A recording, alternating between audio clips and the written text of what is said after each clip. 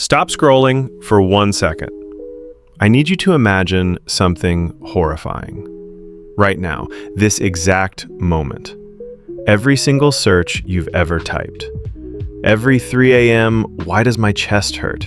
Every, is it normal to? Every embarrassing recipe fail. Every X you Googled last week even though you swore you wouldn't. All of it just got published. Publicly. Linked to your name. Sent to your mom, your boss, your crush, and that one coworker who still hasn't forgiven you for eating their lunch. Take a breath. We're going to walk through exactly what would happen if this became real. And honestly, by the end of this video, you might actually feel a little better about your weird 2 a.m. searches. Because trust me, you are not the main character of worst search history. Not even close. So let's set the scene. It's a normal Tuesday. You're at work, at school, wherever. Your phone buzzes. A notification. Your search history is now public.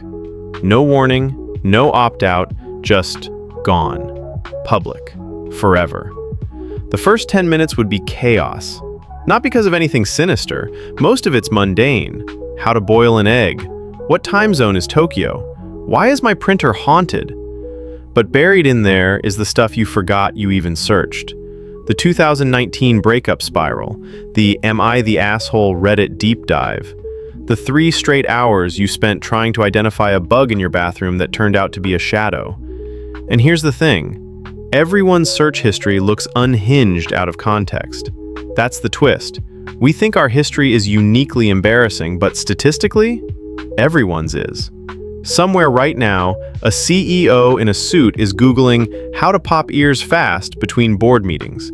A surgeon is asking the internet if it's normal for avocados to be that expensive.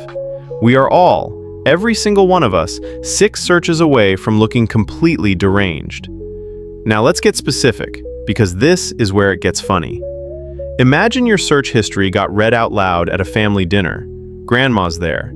She just found out you searched, "Can dogs get concussions from being too cute?" A real category of search that exists, by the way. Right after, "How to become a spy," and directly before, "Salary of a professional mermaid." Your family doesn't know if you're in crisis or just extremely online. The answer, unfortunately, is both. But let's go past the comedy for a second, because there's a genuinely darker layer here.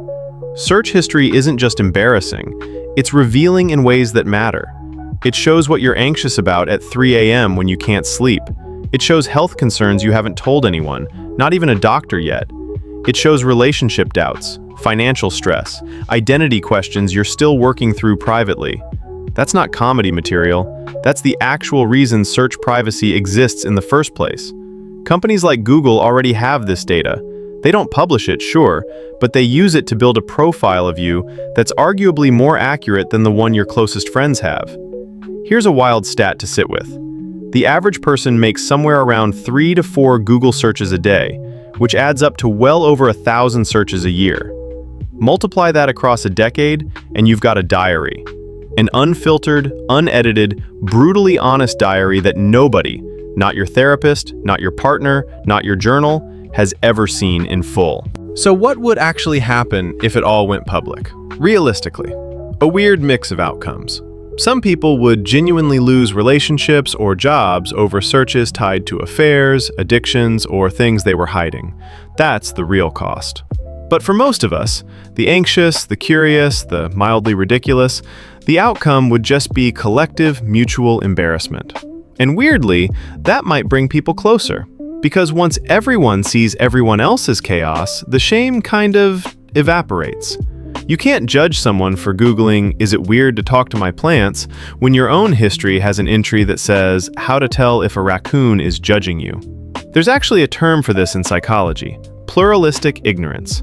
It's the idea that we all assume we're the only ones struggling, doubting, or being weird in private, when in reality, everyone is doing the exact same thing behind closed doors. Your search history isn't a confession, it's proof you're human. So here's the real takeaway. You don't need your search history to go public to learn this lesson. The next time you catch yourself Googling something ridiculous at midnight, or something deeply vulnerable that you'd never say out loud, remember, Somewhere out there, someone else searched the exact same thing 5 minutes ago. You are never as alone in your weirdness as you think. And hey, if this video made you quietly relieved that this is hypothetical, do me a favor and go clear your search history anyway. No judgment. We've all got a how to become a mermaid search hiding in there somewhere.